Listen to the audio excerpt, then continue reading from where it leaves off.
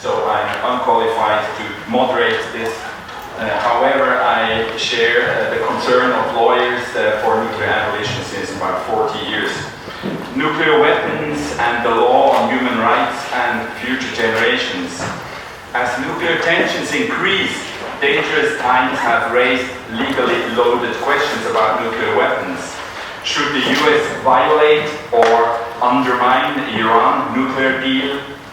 Even though the geopolitical situation on the Korean Peninsula has improved recently, would the US president have the power to launch a nuclear strike against North Korea in case Kim Jong-un would be unwilling to relinquish his nuclear weapons? What is the legal status of the Trump administration intention, telegraphed in the recent nuclear posture review, to expand US nuclear capabilities and arsenals when the NPT supposedly commits everybody to cut and eventually eliminate nuclear weapons? But there is also a broader legal dilemma looming over production, testing and threat of nuclear weapons, how they affect the human rights of future generations. Those threats to the future are also compounded by nuclear energy, which generates radioactive waste, which we are manifestly unable to control, and by destabilizing the climate that has enabled and sustained human civilization. Can such crimes against the future be legal? How can we respect the human rights of future generations in view of them? Recent international symposia studied those questions, and the conference in Basel produced a declaration on human rights and transgenerational crimes resulting from nuclear weapons and nuclear energy. This is available on the desk in the back. Protecting future generations from the threat of nuclear weapons was an important consideration in the International Court of Justice 1996 affirmation that threat or use of nuclear weapons is illegal, given their long-term and indiscriminate impact. But despite the court's decision, most nuclear-armed states retain illegal policies to use nuclear weapons, including in a first preemptive strike.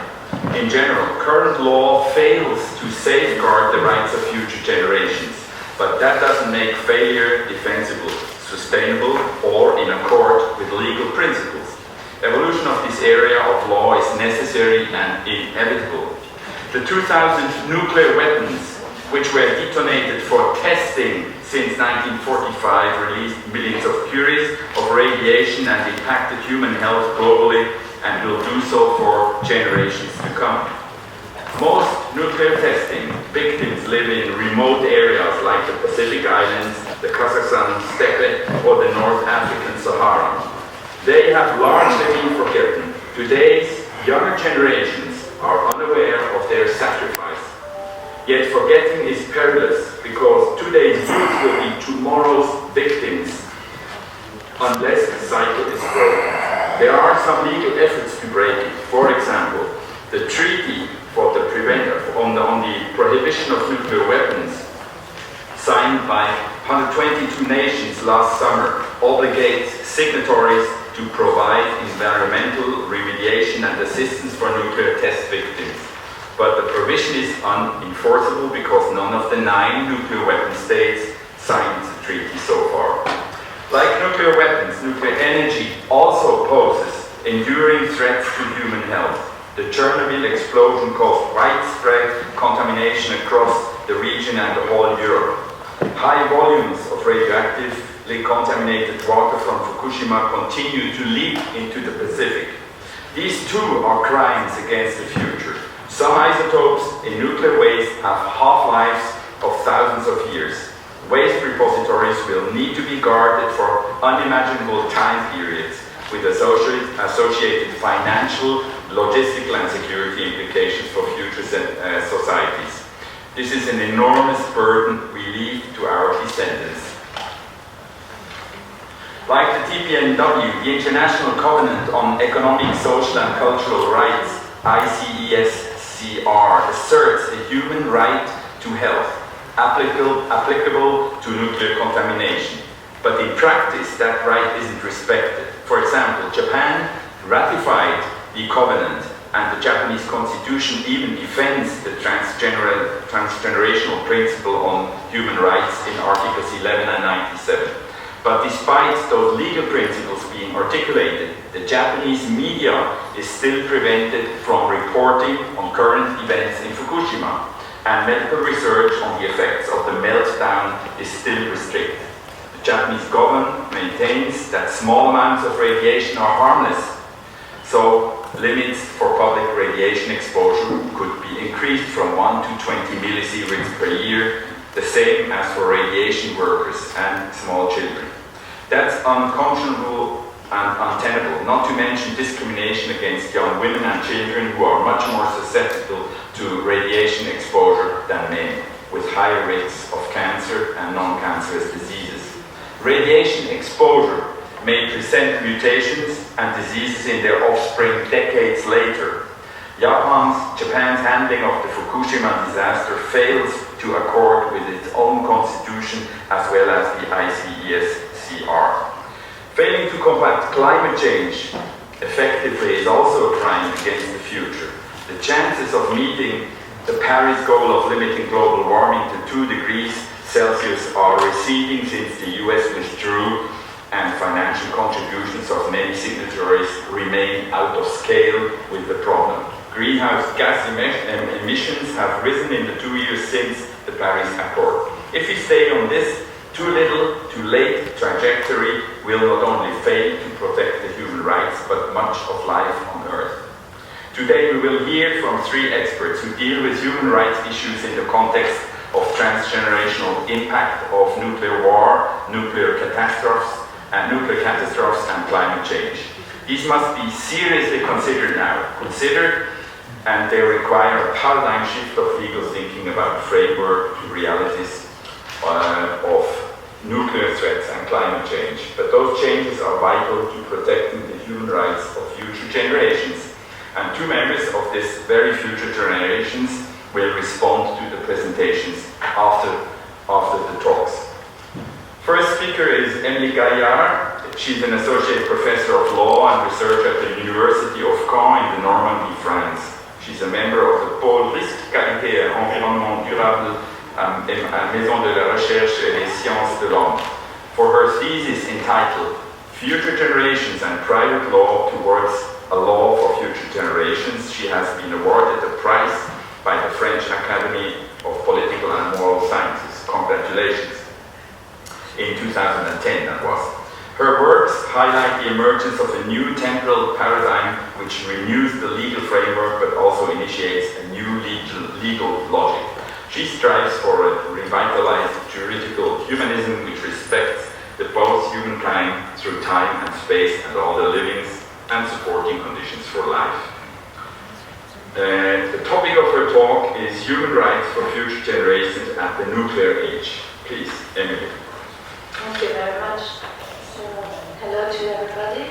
I'm very pleased to be here today. As an academic, I'm going to explain to you what is law for future generations. So it will be in this, the first part of my presentation will be wider than nuclear threats. So the very first time we have visualized like our Earth, we realized that we were sharing a small planet and the same planet. So spontaneously, the effect of visualizing this photography is that spontaneously at the world scale, an ecological consciousness has arisen. So since the 70s, 80s, we can see that there has been a paradigm shift that I'm going to explain to you, slide 3. We definitely entered into a new legal era, which I call the transgenerational era. We can find some very interesting developments in Hans Jonas' books, who is a philosopher. He explains that we have no ethical rules in our classical theory to think about our responsibility for future generations. Now we have geologists who are more and more using the word Anthropocene. It's another word to to explain that humankind has now the possibility to disturb geophysic equilibrium on Earth. Humankind has become by itself a geophysic force. So, what about the law? My work as an academic is to accompany this paradigm shift in order to make law a new tool to protect future generations. First of all, I would plead for the recognition of two foundational principles, which I defended in my thesis, in order to institute future generations in law. First of all, the principle of temporal non-discrimination. What does it mean? Traditionally, law is made for the present generation. The future will be for the future law. But now that we are putting into danger future generations, we have now to make this paradigm shift. And this principle of temporal non-discrimination means that it is no more of any value to say that because future generations do not exist, they do not need to be protected by the law. Now, the idea is the following. If you put future generations into danger now, it becomes from a democratic point of view a necessity to protect them. And you can have various principles such as if you know with certainty that you're putting them into danger, then it can become crimes against future generations. If it's in a context of uncertainty, then you have to mobilize the proportional principle. Second founding principle is the principle of dignity of future generations. This is really important to realize that future generations need to be protected, and if you recognize the principle of dignity of future generations, then you can plead for transgenerational human rights. Slide 3. So what is paradigm shift about? We can plead for the recognition of transgenerational human rights, and that is already occurring if you are aware of climate change mitigation, for instance. But let me explain first what it is. So traditionally we teach that there are various generations of human rights. The first one, for instance, is, I can take the right to life. The right to life traditionally means that you have the right not to be threatened, to be condemned to death penalty. But for future generations, what does it mean? It means the right for future generations to be born without any contamination, for instance, without transgenerational genetic damages. The right to the freedom to come and go is another human right from the first generation. So there is no more freedom to come and go in Fukushima or in some places where nuclear disasters has already occurred. So this is an infringement of rights of future generations. From the second generations of human rights, we are used to talk about right to health. But actually, right to health for future generations is a wide right to health. For instance, I also work on the topic of pesticides. You know, residues of pesticides get linked to our genome. So this is also a transgenerational threat.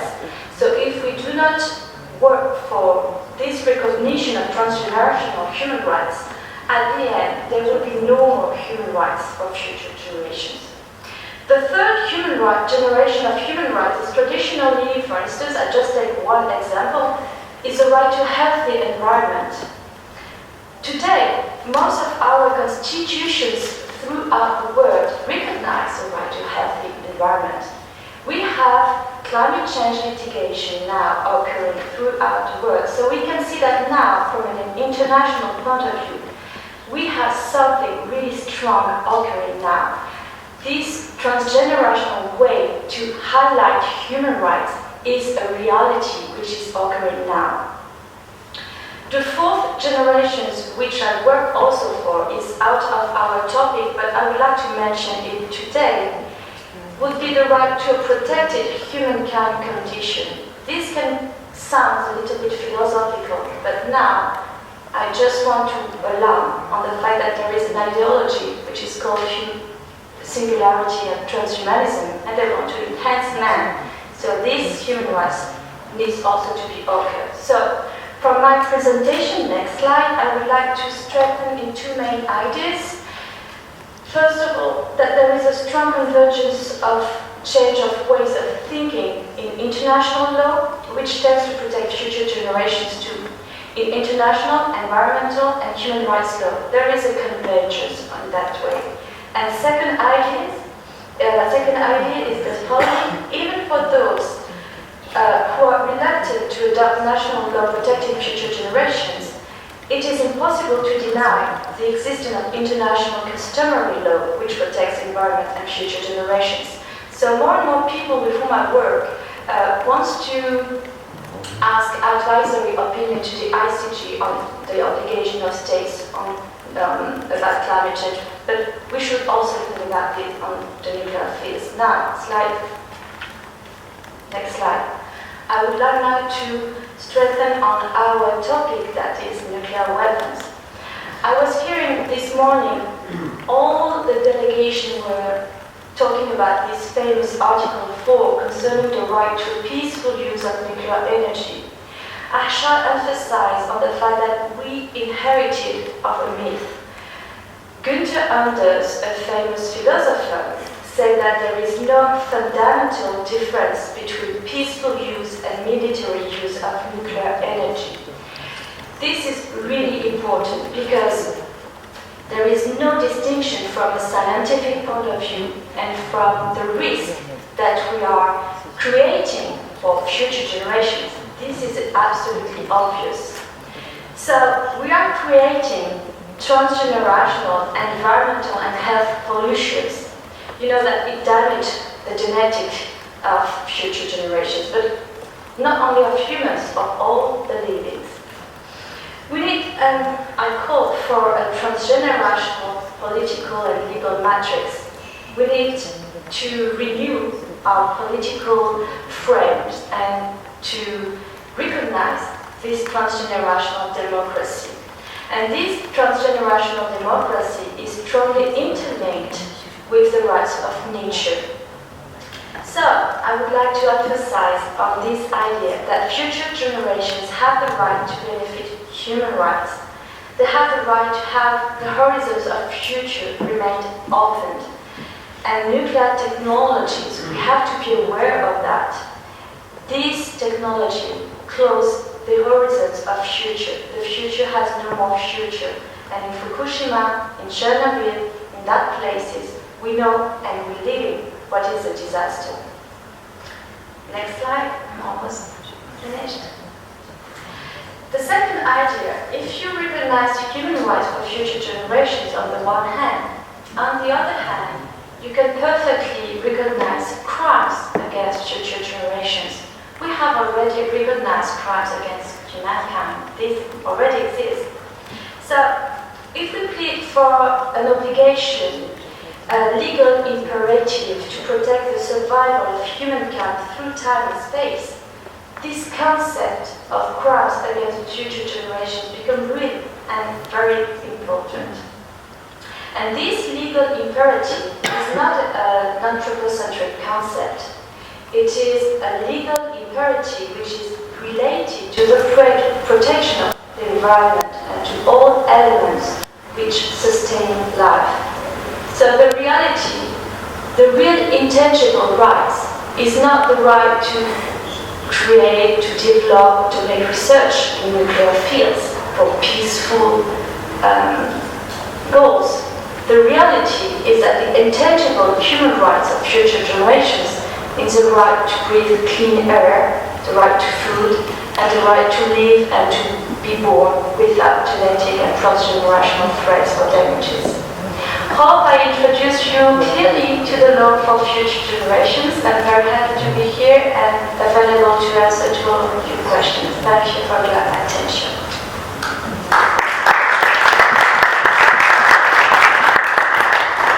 May I ask you to write down your questions? We will discuss at the end of the 3 talks and the contributions from our young members here.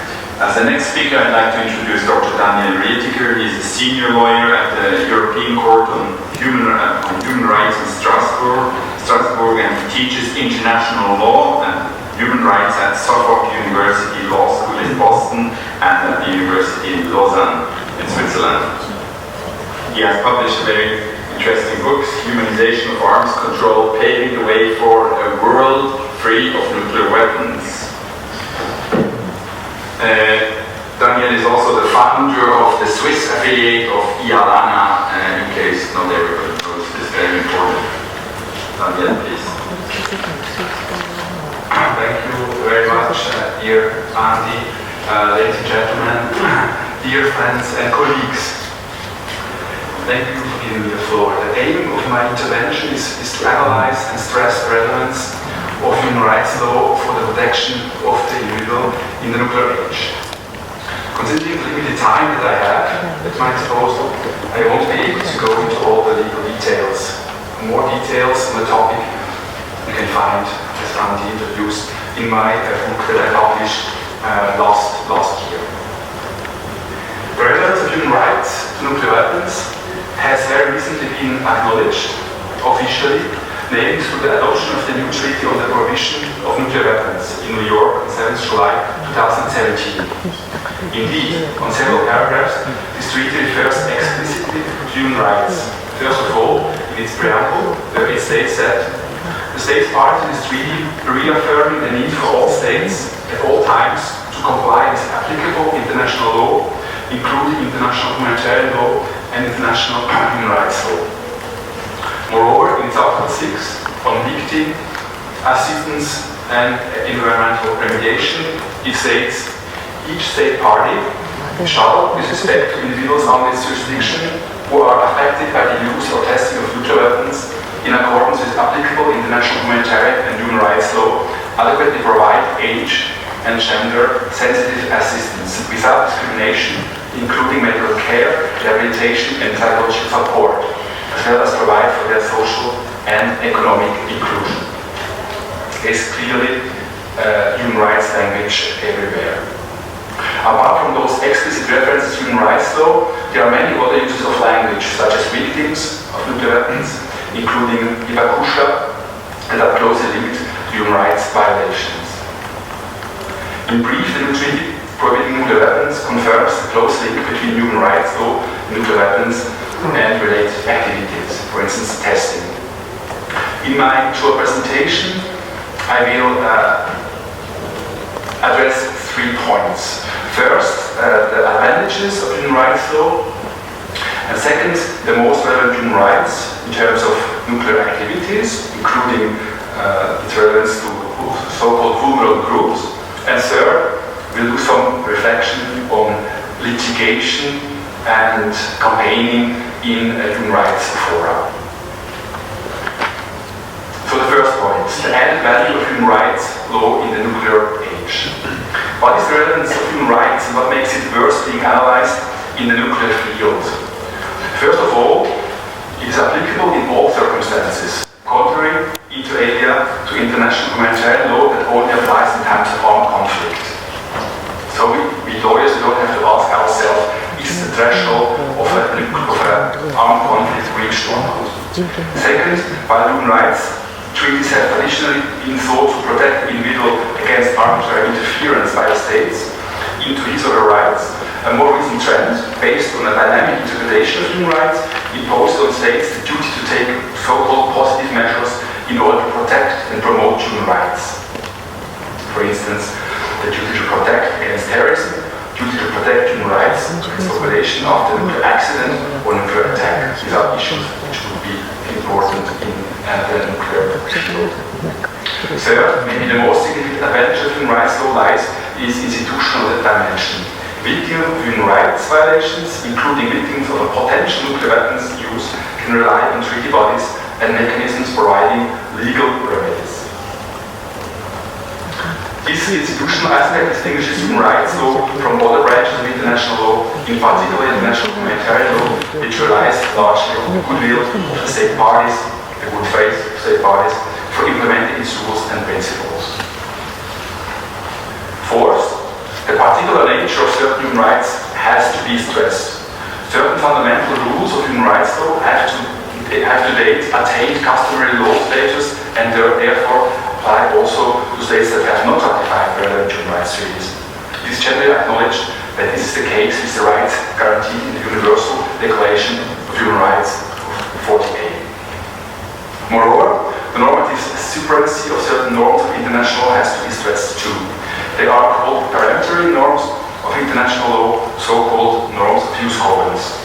No derogation from such a rule is authorized, never under any circumstances.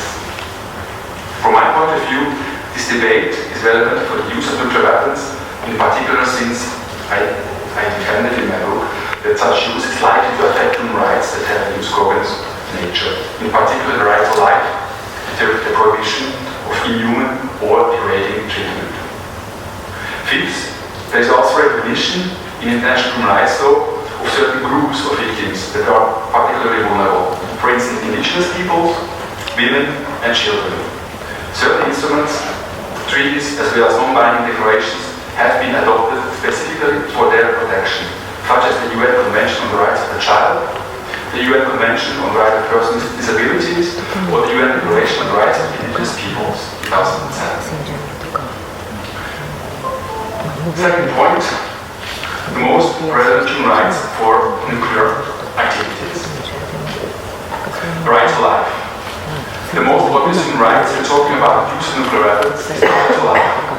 The ICJ, in its 96 advisory opinion on the legality of use of nuclear weapons, confirmed the applicability of the right to life in time of armed conflict, and moreover observed that the test of what is an arbitrary deprivation of life has to be determined in light of international law governing armed conflict, in particular humanitarian law.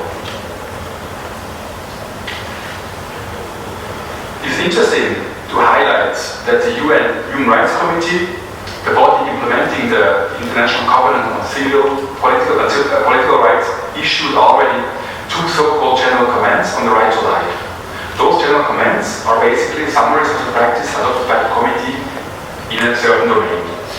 Regarding the right to life, it adopted its general comment number 6 already in 1982, and more relevant, in its general comment number 14 in 84, where it held as follows.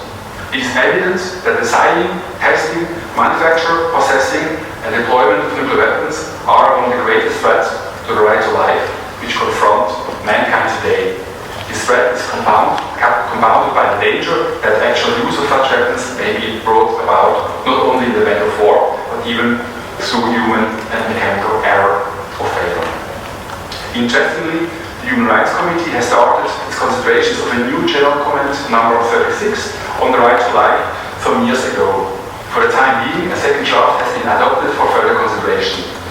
Compared to the first draft, this draft contains quite a comprehensive and useful, quite satisfactory paragraph on nuclear weapons, which I'm not going to read out now, and this text is not yet final. But the right to life is not the only civil right relevant in the field.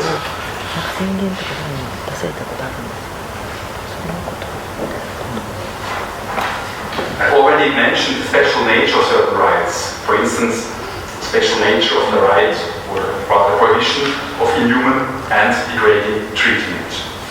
In my book, I argue that the use of nuclear weapons could amount at least to so-called degrading treatment, since it deprives the victims of their basic dignity. It is appropriate from my point of view to assess the more global consequences in light of economic, social and cultural rights, as already been mentioned. In the book, I examine the relevance of the following rights in case of use of nuclear weapons. The right to development and the right not to be discriminated against. Rights to the highest standard of health, called the right to health, and to a healthy environment, has also been mentioned. The right to health is recognized in numerous international and regional instruments, but the most comprehensive provision is contained in Article 12, paragraph 1 of the International Covenant on Economic, Social and Cultural Rights. In its general comment number 14 on the right to the highest attainable standard of health, 2000, the Committee for Economic, Social and Cultural Rights observed that, I quote, states should refrain from unlawful polluting air, water and soil, e.g. from using or testing nuclear weapons, if such testing results in the release of substances harmful to human health. The right to an adequate standard of living, in particular the right to food and to water. The right to an adequate standard of living, including the right to food and to water, is recognized in several international instruments. Article 11, paragraph 1 of the International Covenant on Economic, Social and Cultural Rights contains the most comprehensive provision. In its general comment number 14 on the right to water, 2002, the Committee on Economic, Social and Cultural Rights noted that the right to water, even if not mentioned explicitly in Article 11, paragraph 1, falls within this ambit, in particular because water constitutes one of the most fundamental elements of human survival. The African Commission of Human Rights and Human and People's Rights link the right of access to sources of water inter alia to the right to development. The European Court of Human Rights has also significantly contributed to the emergence of a right to water, namely under the label of the right to respect for private and family life and home, in particular as regards the contamination of groundwater. Why is this all relevant in the nuclear field? Regarding water contamination by nuclear weapons, General Comment number 15, mentioned already, states explicitly that the obligation to respect the right to water includes the provision of diminishing and polluting water, for example through the use or testing of weapons. In a nuclear explosion, radioactivity penetrates the atmosphere, soil and water. In the desert of Nevada, where clean water is always scarce, US underground nuclear testing conducted between 1951 and 1992 is estimated to have contaminated more than 6 trillion liters of groundwater. To sum up, I conclude that economic, social and cultural rights, but also the jurisprudence of international courts in the field of environmental harm and the rights to private and family life at home are very relevant in the field of nuclear activities and should be considered for future proceedings by the victims' lawyers. Maybe for time reason, I skip the part of particular Burroughs, which I expanded in my book, especially on indigenous peoples, women, and children. I go to the last point, where I rather raise questions than I reply to them, just in terms of campaigning and litigating, and that's why we're all here to try to find ways to get rid of nuclear weapons. I found interesting to do the following remarks. What can civil society do, and how can human rights law be used by a civil society and by states, of course, as well. First, I mentioned already Article 6 of the Bench Treaty, the Treaty Prohibiting Nuclear Weapons, on victim assistance, that includes actual and past as well as future victims of use or testing of nuclear weapons. So it's important all victims of use or testing of nuclear weapons are there. The future, of course, will show how effective this course will be. Second, the right to life. I mentioned that the Human Rights Committee is currently drafting a new general comment on the right to life. Our young organization, these lawyers for Disarmament, together with the Lawyers Committee for Nuclear Policy in the US, have submitted several sets of submissions proposing the inclusion of nuclear weapons in this new document. As I said, the last draft, which I saw, looks quite satisfactory. Third, Human Rights Council. This is another human rights institution. Civil society is actually about to bring the new treaty, the Bench Treaty, into a periodic report system of the Human Rights Council. Each state, you might know, is being reported on a regular basis by the Human Rights Council. NGO tries to encourage the ratification by the new treaty by the states within this human rights mechanism. What other human rights forums can be thought of when we talk about nuclear issues? There are actually quite many.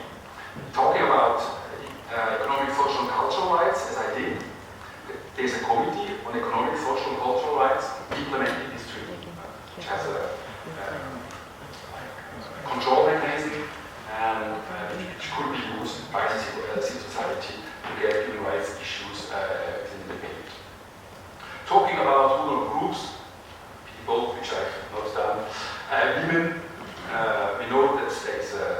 law, the Convention on the Elimination of all forms of discrimination against women, which is also backed up by a body, by a committee, where civil society can bring in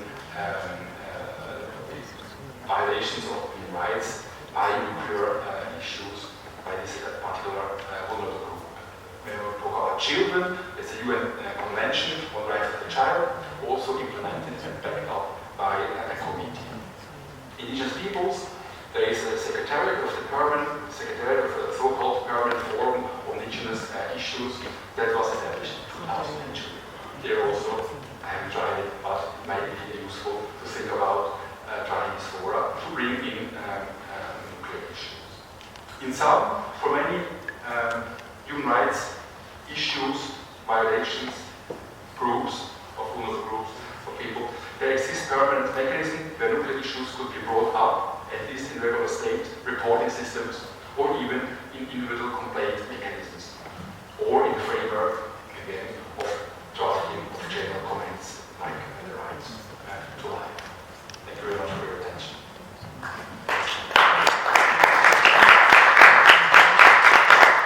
Thank you, Daniel. Dr. John Burroughs unfortunately was prevented from joining us today, and I introduce to you Alan Ware, the director of the Basel Peace Office, who will read a few remarks by John Burroughs. Alan is the consultant for the International Association of Lawyers Against Nuclear Arms, and the lead prosecutor of the People's Tribunal on Nuclear Weapons and Human Civilization, and the former executive director of the Lawyers Committee on Nuclear Policy. Alan, please. Thank you very much, and Dr. Burroughs gives his apologies that he's unable to be with us today. He has prepared written comments which are available on the information desk, and I'll present those comments.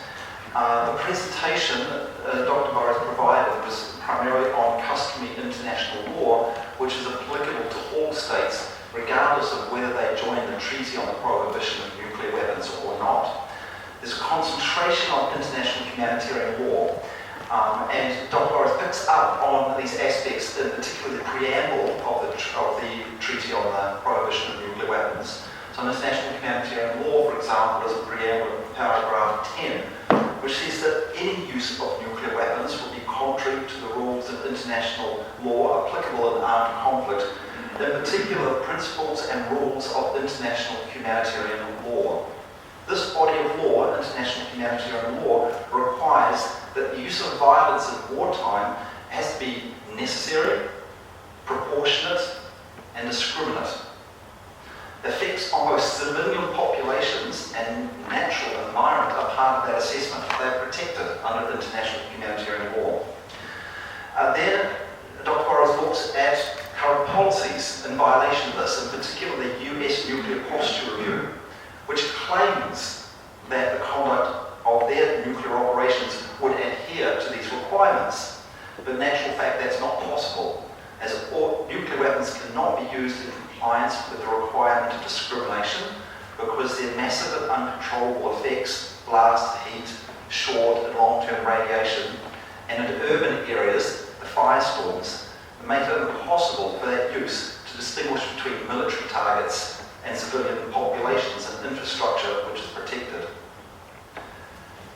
Indeed, arguing that the use of nuclear weapons would violate international humanitarian law understates this matter.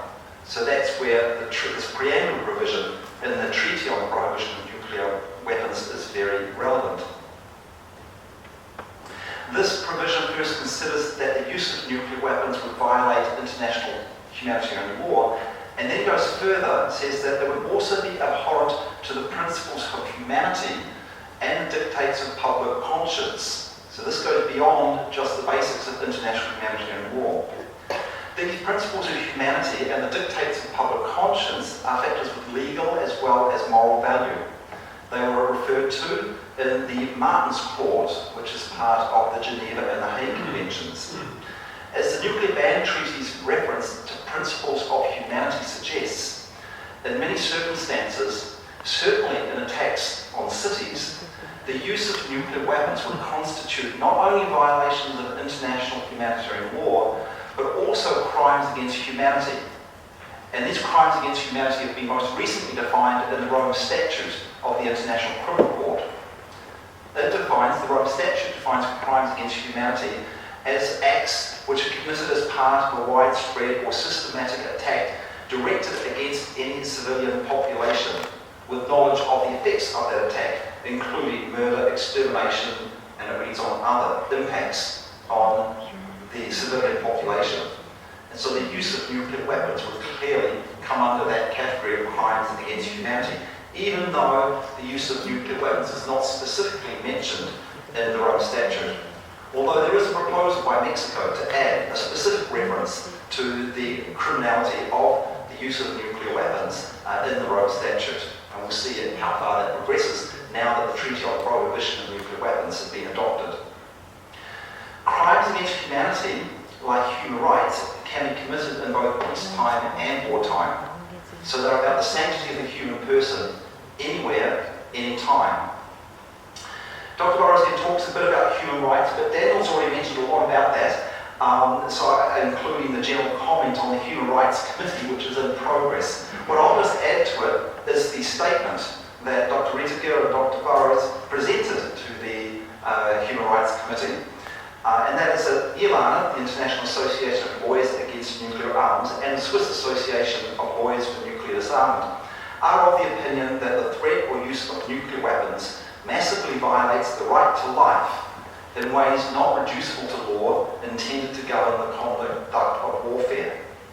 The catastrophic consequences of use of nuclear weapons vastly exceed the ordinary bounds of armed conflict and adversely impact populations in third-party states, the natural environment necessary to sustain life, and future generations. The use and threatened use of nuclear weapons also violates international humanitarian rights law, most centrally the right to life.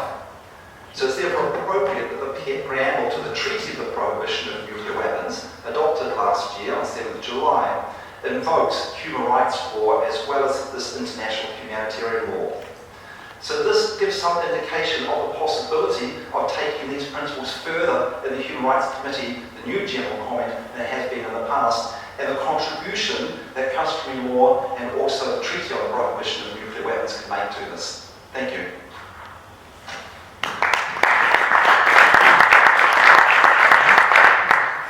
Thank you, Alan. I now give the word to Marzhan Nurzhan from Kazakhstan. Some of us in here are the future generations of our parents, and Marzhan is a real future generation, and she will respond to the talks. Thank you, Andy. So first of all, I would like to introduce my organization. It's called Abolition 2000 Youth Network, and I'm serving as a convener. So the Youth Network is a part of Abolition 2000, which is a global network for elimination of nuclear weapons. And the Youth Network is providing a platform for young people to network, to share their ideas in regards to the issues of peace, security, sustainable development goals, and in particular nuclear abolition and nuclear disarmament.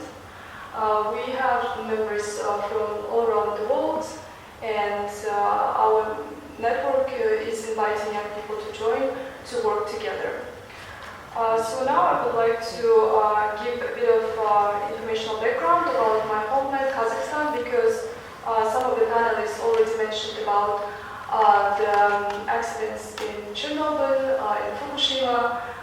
Daniel also touched upon the victims of nuclear testing. So therefore I would like also to make some short input about Kazakhstan. My homeland was a part of the USSR, and during the period of 40 years from 1949 till 1989, Kazakhstan experienced 500 nuclear tests, which were conducted underground and above the ground. And this was made in the eastern part of Kazakhstan at the Semipalatinsk nuclear test site, which is also known as Semi-Polygon. And the residents of this area has been already affected by the environmental consequences, by the humanitarian consequences, but also social economic consequences.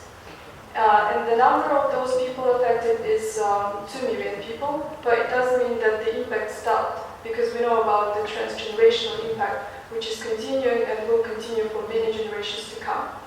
And as you know, my homeland is having this tragic history, and many people are still suffering from the health conditions that they are having, from the high level of radiation and cancer, and also genetic deformations, which Emilie was referring to. And as a young person coming from Kazakhstan, I think it's my also personal responsibility to take the lead, that no more tests will be conducted, that no more people would be suffering, but rather we will be working together to find solutions to help those people, whether in the legal terms, whether in the medical support, or whether socially and economically, or whether thanks to the global cooperation. I know that there are also some people present from Japan, so I also would like to welcome them here. And I also think that I am probably a future generation, but nevertheless I think that I am a present generation. So therefore I would like to make a point that we should consider the rights not only of future generations, but also present, and like I would like to stress, the present generations' rights to live in the world free of nuclear weapons. And therefore this can be done in a cooperative way. And as the Abolition 2000 Youth Network convener, last year we had organized International Youth Conference for Nuclear Abolition, and we have released the youth appeal here. I'm not sure if some of the copies are available at the information desk, but if you are interested, I can share it with you. So in our youth appeal, we have highlighted the importance of intergenerational cooperation, so that we as young people should work together with the seniors who have more expertise, knowledge, and experience, so that they can share it with us, that they can transfer it to us, and we will be able to work and probably achieve nuclear disarmament and nuclear abolition in our present time. And as a last point, I would like to just make one of the recommendations. Speaking on behalf of the network, we think that it's necessary to work with young people, young professionals, young lawyers, and try to engage them and involved in the topic of human rights and human rights of future generations. And I would recommend, if any of your friends or you are working in this field, to join, for example, IALANA, and we can increase the number of young people participating, taking actions, and yeah, so that's it. Thank you.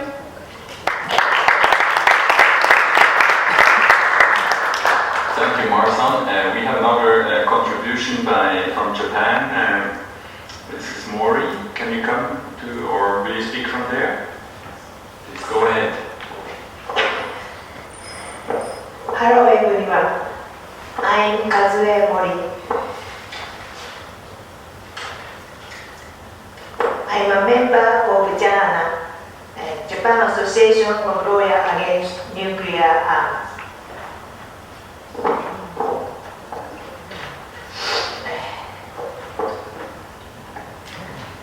JALANA is a lawyers organization whose purpose are abolition of nuclear weapons and support for the Hibakusha, atomic bomb survivors. The reason why we must abolish nuclear weapons is their illegality and inhumanity. As lawyers of the only country that actually suffered wartime atomic bombings, we must demonstrate their illegality and inhumanity in order to establish a nuclear weapon-free world. Let's do our best in order to establish a nuclear weapon-free world. Thank you.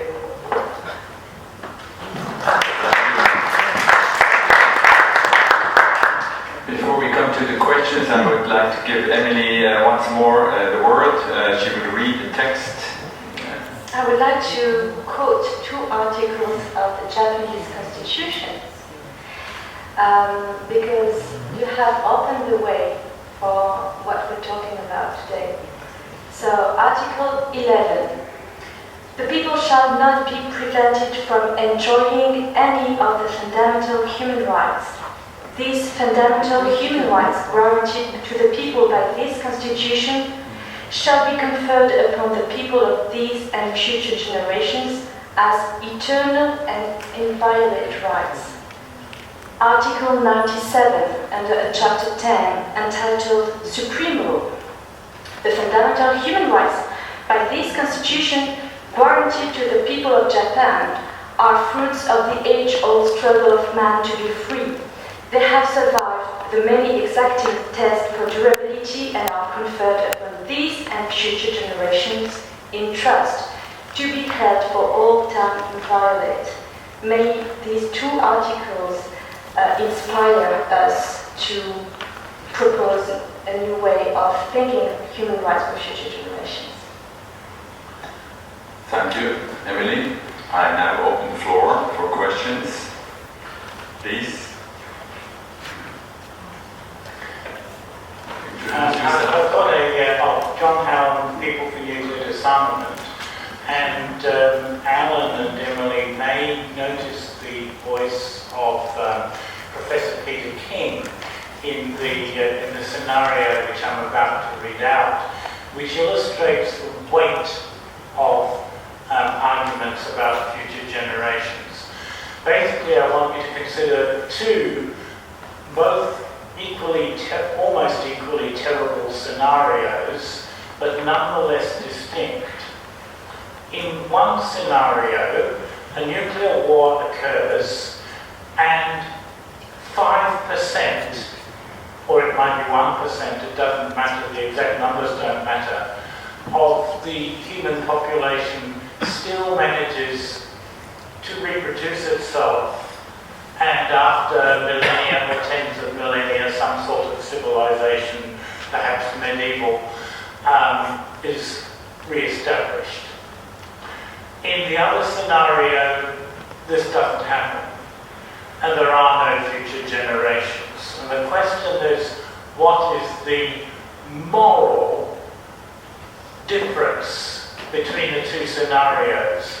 And the answer to that question is that the moral difference is almost infinite, because in one scenario, all human possibilities are foreclosed. Now, Professor King didn't footnote it, and perhaps he should have, by saying that, of course, in both scenarios, the planet is trashed for tens of millennia. Thank you. Well, I do hope that Emilie and anybody else who wishes to comment on that will do. If I understood well, I would say that there is no resilience at all in both scenarios. Even in the first one, the first scenario, actually from a scientific point of view, there is no resilience. You will have automatically genetic and transgenerational damages. So there is no resilience at all. We created a technology which is far away from our traditional frame of reasoning from an ethical point of view, and also concerning the risk. The concept of risk is not valuable for nuclear. Even when you're talking about nuclear safety, this is a myth. There is no nuclear safety. If you widen the temporality of your analysis, there is no nuclear safety. We do not know what to do for our nuclear power plants. We do not know how to ensure this safety for dismantling our nuclear power plants. We do not know how to ensure this safety for nuclear waste. We do not know how to ensure the safety for our nuclear weapons in the long run. So we have also to emphasize on the fact that there is no resilience at all when you talk about nuclear technologies. Other question, please. Hello, my name is Nurzhan. I'm part of the student group from Germany, and first of all, I'd like to thank all the panelists for the very interesting lectures here on the matter. My questions are directed towards Madame Gaillard. You're an academic in law, and I'm certainly not. So my questions might be a bit superficial, but it regards the practical implementation of these basic principles of transgenerational law. Thank you. You referred to. First, how can awareness about the issue be raised in the larger population of the world? Because right now we're living in the context of a global span economic capitalistic system, which is focused on short-term gains and usually doesn't take the implications of actions to future generations in consideration. So how can the issue actually be raised? And the other question is, how would the practical implementation of these principles look like? Since there are many democratic countries in the world, how can somebody legally represent respectively, articulate the interests of future generations? Thank you.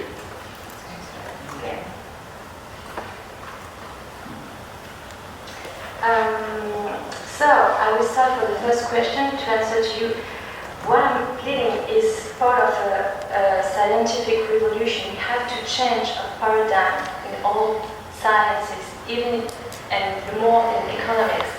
So I would quote a professor who said that the one who thinks that we can pursue infinite growth in a finite world is either a mad person, either an economist. So I think that is the point. We have to change the major paradigm in economics because there is no sustainability at all. So I'm just repeating what also was described, written in the Meadows report. So I would say that it's a huge change of paradigm. So this is for the first question. For the second one, you ask, can you ask again?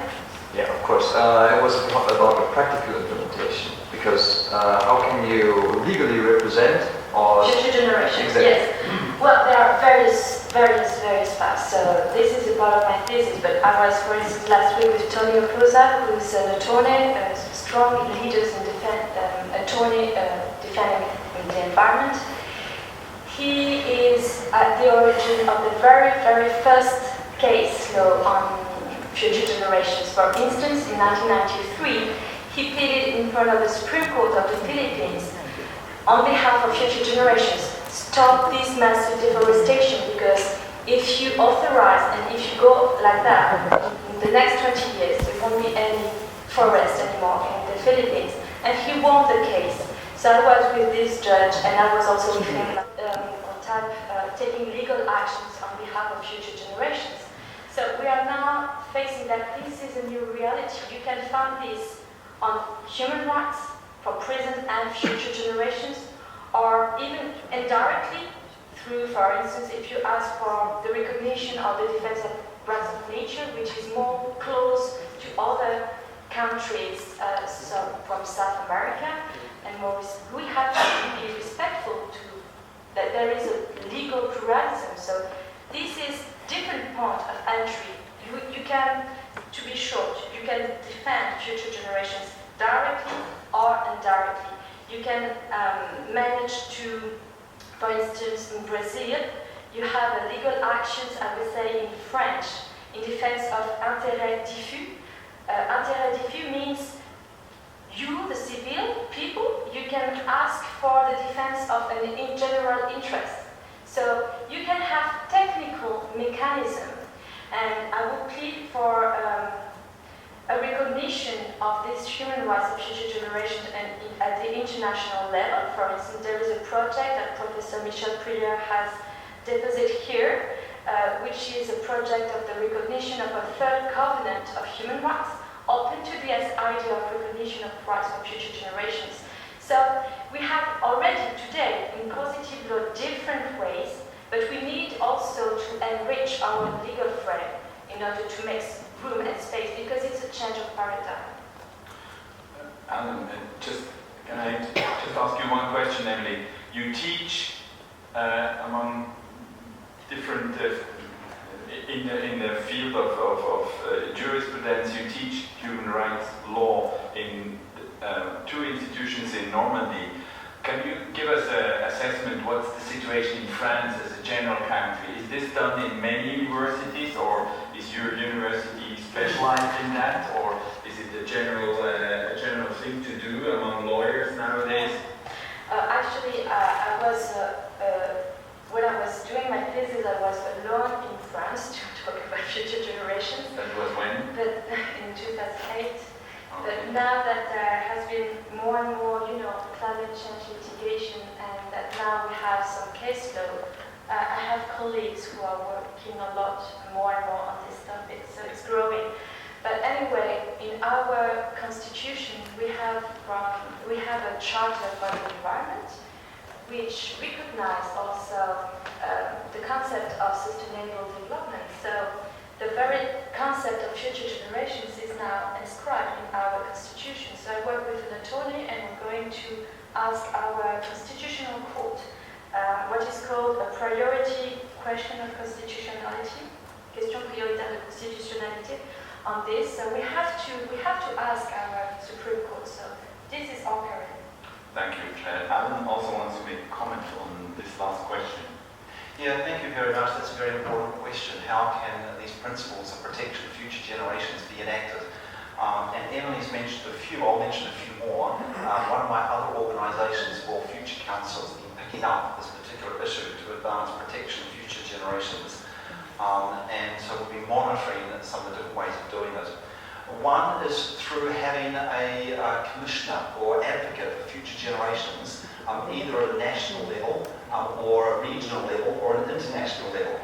There are already some in existence at national levels. Hungary, New Zealand have them, for example. And New Zealand is tied in with the Parliamentary Commissioner for the Environment, but includes protection of future generations in the basis for that. There is a proposal to establish a guardian for future generations through the European Parliament, for example, and that's getting some traction at the moment. There's also been a proposal to establish a United Nations, a guardian for future generations, and the former Secretary General Ban Ki-moon was quite supportive of this and spoke about this, I think, at one of the climate summits. So that's one, having a guardian or guardianship process that's adopted at levels that has some authority to ensure that legislation is developed in order to protect future generations. Another is to advance it through courts, through court cases, and we already have some court cases that have advanced protection of future generations, including a Dutch case on climate change, requiring the Netherlands government to take further action on prevention of climate change, and in that case it cited protection of future generations as one of the reasons. There's a case in the United States courts at the moment which is also using the principle of protection of future generations to challenge the US government to do more on climate change. So court cases is another way of enacting it. Also, to bring it into political and legal documents. So, the fact that the protection of future generations is in preamble paragraph 4 of the Treaty on the Prohibition of Nuclear Weapons, for example, is very important. And the more that it's brought in to political and legal documents, that's very helpful.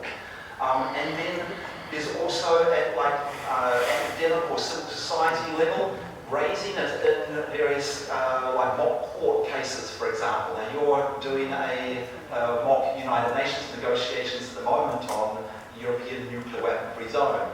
Maybe you can bring into that protection of future generations as one of the key reasons for establishing a European nuclear weapon-free zone. Sure, they would do. I was involved in a case on ecocide that was held in the London Supreme Court, and that was a mock case on two aspects of ecocide, challenging corporate practice, and ecocide has as part of protection of the environment for future generations.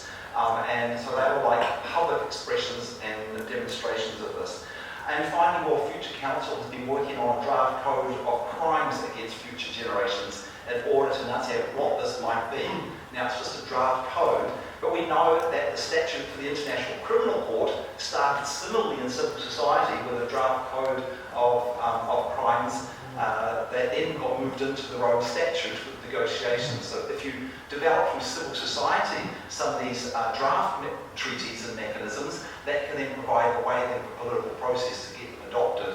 And there's already a process for getting ecocide adopted as the but is it interhumanity through the UNGO General Assembly process?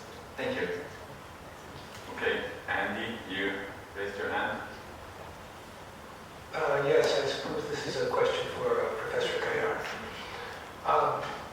And extending on a previous question to some degree, the logic of this position is that an economic system whose dynamic is the endless competition among very large organizations for material accumulation is illegal. That essentially capitalism is illegal. So, given that, I was wondering what kinds of thoughts you've had about developing justiciable standards that would allow some set of distinctions to be made within this broader set of concepts, since a favorite way of courts, at least in my country, of avoiding decisions is to say there aren't any. Well, it's a difficult question. Thank you for asking it. Well, actually, I think we are now at the limit of the capitalism theory and ideology. When you look about the pollution of the ocean by plastics, when you look about all the things we are disturbing here on Earth, on the basic equilibrium, we have to renew our frame in economics. I would quote, I think, one of the best, I think, more valuable principle that has been proposed by Professor Michel Gaillard, who is a professor whom I really like and appreciate to work with. He proposed a principle of non-regression. That is to say, now we have to recognize that we have worked for decades in order to defend the environment, and we have to protect what we have already gained. So this principle of non-regression has to be now to be flourished, and we are working about inventing indicators of this principle of non-regression. And one of these indicators shall be also an economic indicator. So this will be a pluridisciplinary research we're going to do next year, not the next week, but next year and for years. This can be a very valuable principle. Another legal principle would be the proportional principle. For those who are against it, I always recall them that already we have the system of pharmacovigilance. Do you say the same in English? Pharmacovigilance for medicines. You have a system that you are always making a report, and you have to react if you discover new effects or secondary effects of medicines. Precautionary principle is like that. It's a dynamic principle. It's a dynamic principle that means that once you have evolution in the scientific fields, if you have new scientific knowledge about more risk or not, then you have to evolve and evaluate on the consequences from a legal point of view. So either you strengthen the prohibitions, or either you can say, okay, there is no risk of disaster, so we can authorize. So these are two strong legal principles. Thank you. There is a question back there. Thank you. This question might be addressed to all of you, but I just try to load it right now. I can imagine that especially human rights are a tough topic to deal with, especially at the United Nations level. See how much can be reached in disarmament issues like nowadays. It's a slow process. But suggesting for a first step towards maybe to making human rights more effective. I think so far the only subjects of human rights can be sued are states, if I'm not wrong. Might not be good to privatize human rights then in a way that corporations are part of it, or even NGOs as well, so that they could sue states or whatever. And the other thing is, if future transgenerational human rights are implemented and NGOs would be part of this process as well, could they sue nuclear weapon states that they don't stick to human rights? I'm not quite sure how, and which institution could do such a thing. It's really foggy.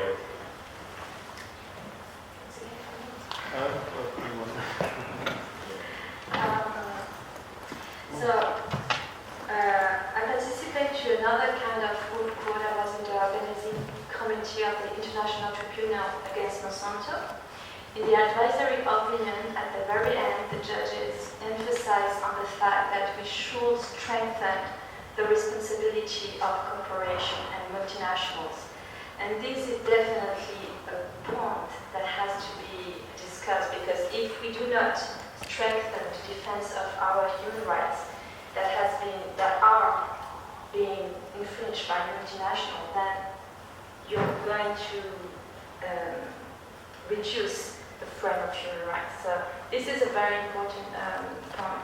And for the second part of your question, I did not note, I'm sorry, but definitely I think that civil society, but Daniel has recalled it here already. As civil society, you can ask the Human Rights Council some questions such as this one. So the pact I was quoting, the third pact project that Professor Krieger has proposed, is inscribed here, and civil society can call and support it. So there are various ways, and we have to invent. Anyway, to just the fact that you're saying transgenerational human rights, I have reached one of my goals as an academic.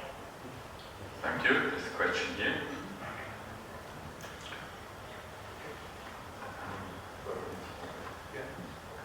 May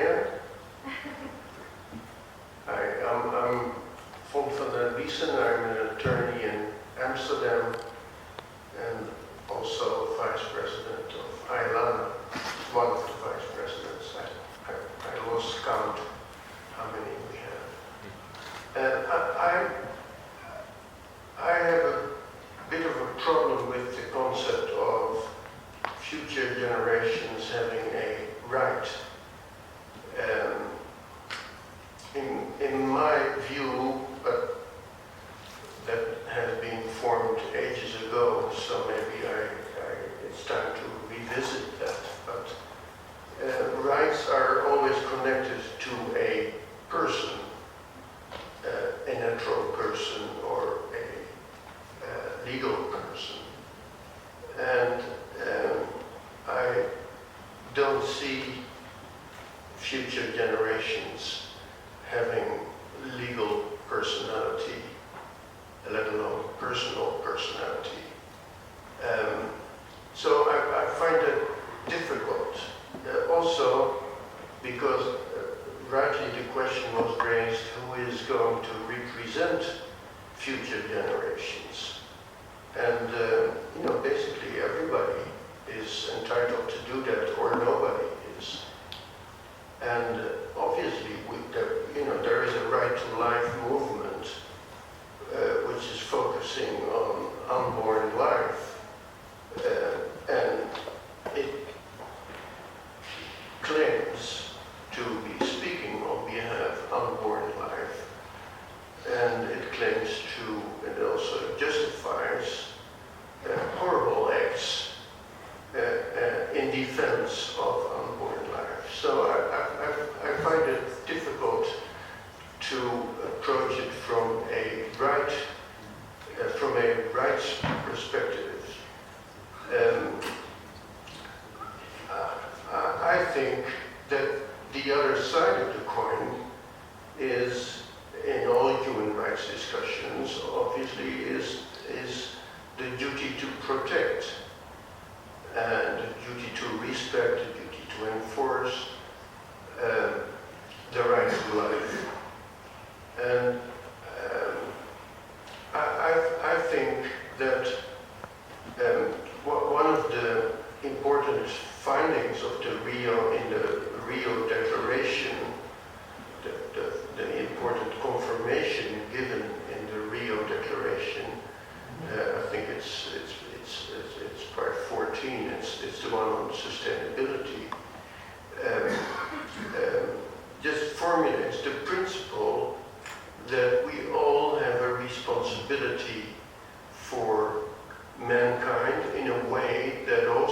future generations are able to be part of mankind.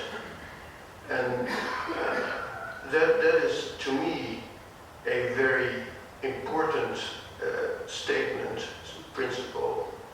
And it's also, from a legal perspective, I think, much more attractive, which includes, as Tony from the Philippines has done, he has approached the issue from a responsibility point of view, and a case against the state who was neglecting its responsibilities towards mankind, which obviously includes future generations, because we all think, until we stop thinking that, but we all think that it is not up to us to close the door after our generation. It is not up to us to use the planet until nothing is left of it. That is the thinking, I think, behind the responsibility that we have towards mankind. So I'm not at all opposed to help stress our point and to explain how far our responsibility and the responsibilities of the states are to be defined, to include responsibilities towards future generations, but it's a norm of our own civilization rather than a right of future civilization, I would think. As a simple doctor, I feel more compelled to do something if I know somebody has the right of the future generation, than if I say it is my responsibility to do something, because responsibility is a fluid term, whereas a right, to me as a doctor, I feel I'm much more compelled to do something. So in order to sell what we should do for future generation, I think I accept it I recognize this need to respect the rights of future generation. But that's just me as a simple doctor. And Daniel? But just briefly, when I say responsibility of states, then we're talking about a duty for states to do so, which duty is violated almost by every state in the world at this very point, because there is no single state who fully accepts and enforces its own responsibility towards mankind in a way that it includes future generations. And, selling it on the basis of something which, from a legal perspective, has its difficulties, using the concept of right, if that has serious difficulties, undermines your selling power, also as a doctor. Okay, thank you. Daniel first, and then Emilie. Like my colleague Brand Paul, I'm litigating cases. I'm basically at the court of human rights. I'm confronted with actual, current, realized violations of human rights. And it's true that we are only lawyers, and we have a tendency to see something we can't litigate easily before a court as not being law, basically. And it's difficult for me as well to see the added value of the concept of future generations from that point of view. But it is probably attractive, simplement like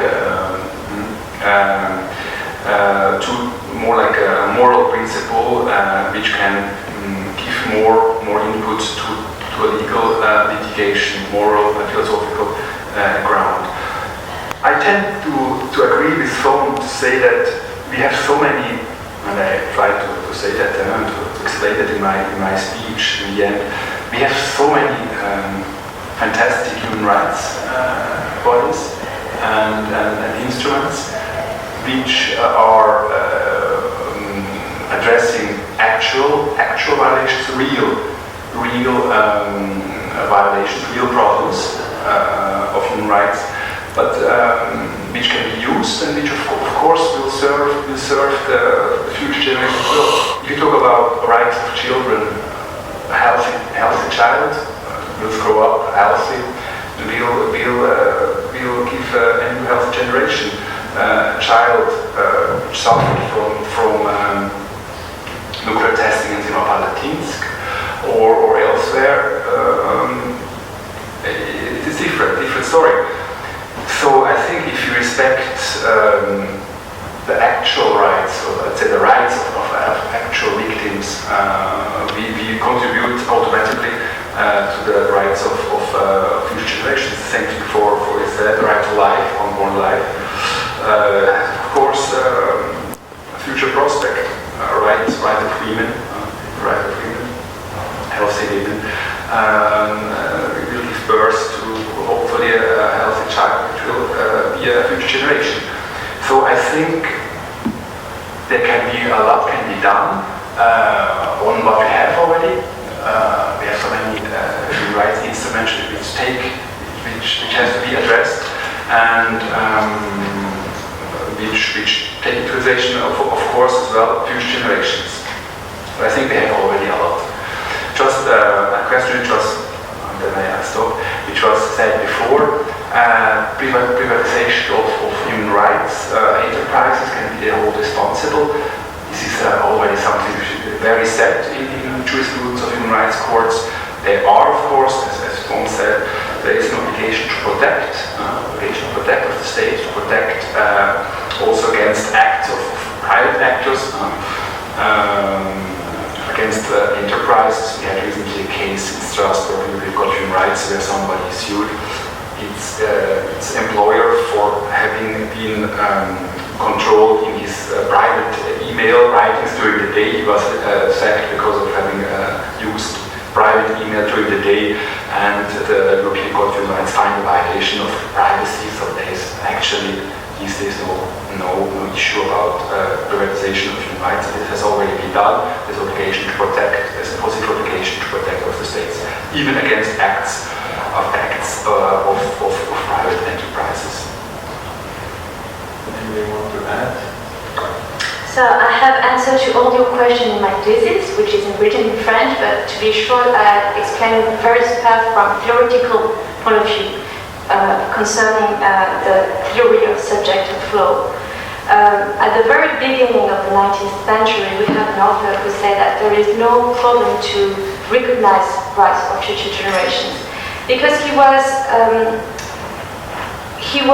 thinking the theory of subject of flow in a complex way. That is to say, you can have a subject of right who has the right to enjoy a right, and another subject of right who has the purpose to implement this right. So with this logic, it's possible to make some room to defend future generations, such as Tony has done in the Philippines, such as it's already now occurring with nature rights. You know, the case law concerning rights of nature. It's exactly the same theory, but with nature. So we can add some complexity in the theory of subjective law. What you said, it has been already said when the UNESCO wanted to sign a declaration of human rights for future generations. And actually, this is the very point where there is a need for a change of paradigm, because if we do not change of paradigm, then that is what happened at the UNESCO. Finally, we have chosen a declaration of responsibility of present generation toward future generations. We didn't manage to recognize that declaration of rights for future generations. This is another project I'm involved in. It is a project of declaration of rights of humankind, because we need to renew our legal frame.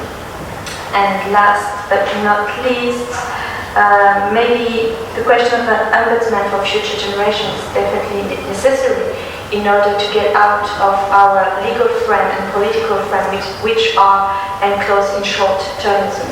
This would be my short answers. Okay, Alan wants to add a word. Thank you very much. I'm not an expert on human rights. I think Fon's probably much more an expert than me. But a couple of reflections just to think about. One is human rights as individual rights versus collective rights. And I think you're probably quite correct. Primarily, human rights are looked on as individual rights. But there are also some areas where collective rights are entertained. One of those, for example, is the Declaration of the Rights of Indigenous Peoples, which has been adopted, and that affirms rights as a collective right. We can imagine the same with rights of future generations as like a collective right in a similar sort of vein. The other issue was duty to protect versus, the rights, and I had a similar sort of initial response as Andy, but just a little bit more to add to that. When you have a duty to protect, particularly that's like a government duty to protect, the general approach to this by governments is to weigh that up against all the other duties that they have. And so if it's one that they don't have a huge constituency putting behind, it's easily put to the back. So the duty to protect future generations, for example, unless there is very strong, like an ombudsperson for future generations, or a future generations commission or something like that, it's just going to be put to the side. Whereas if you bring in the concept of rights of future generations, it's more of, there is more of, as Andy mentioned, some impetus that I have something more to do, but it's also that there's a slightly greater emphasis on the negative obligation, on ensuring that there are not actions that will violate those rights, whereas duty to protect is more on a positive obligation. And negative obligations are often a bit easier to identify. It's often easier to identify what you can't do. Stop. No more questions. So yes. Sorry, I forgot you. I didn't forget you. Yeah, Jonathan Frakes, World Council of Churches and Pax Christi International. It's a big question, so I'll just put it out there. It strikes me that environment and the integrity of people in the current moment are the two vectors by which we ruin the future. And both of these are quite a bit of them related. The misdeeds are related to economic things, especially in the environmental side. And so are there mechanisms at WTO, for example, or some totally different sphere where corporations are, like with cyber now and handling of data, they're having to become more and more responsible for their impact on our world. And this may be a more imminent sphere of action than the kind of thing which lawyers and angels can dance on the head of the pin around for several thousand years, whether we're looking at future people's rights. It just strikes me is there some potential to take the approach towards your impact on the environment, because that's how you change the future, and your impact on the integrity of the human person living today, vis-a-vis transhumanism and the various things that we're hearing about. Thanks for these thoughts, and with this I conclude. Thank you, Jonathan, and thanks for being here, and if you have questions, you can approach the speakers individually. Thank you very much.